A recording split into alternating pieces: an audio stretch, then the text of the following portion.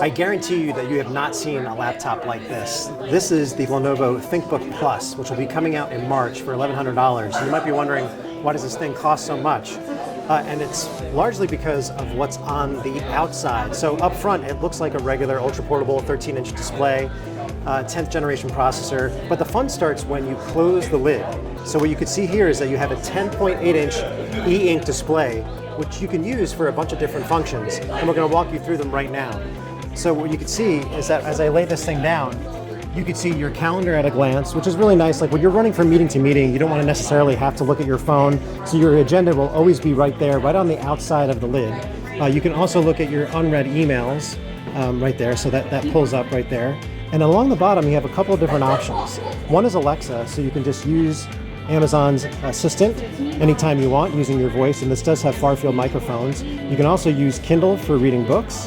One of the things that you can do with the included pen is take notes, and when you do, they automatically sync with OneNote. So I just took this note right here, and it's also nice and smooth, so you can see that it follows my movements just as if I was writing on pen and paper.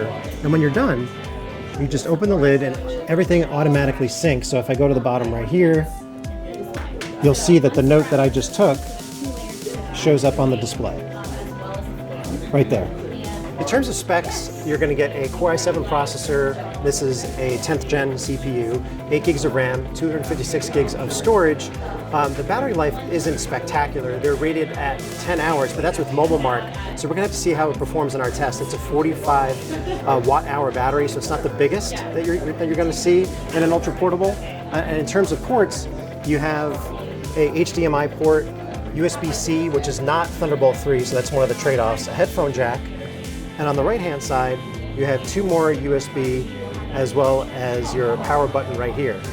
The other thing to keep in mind is that this is not a 2-in-1 device. So your second screen is really your chance to use this thing as a tablet. You're not going to be able to flip it around like a Yoga. So overall, we do feel like an e-ink display can have some usefulness in a form factor like this.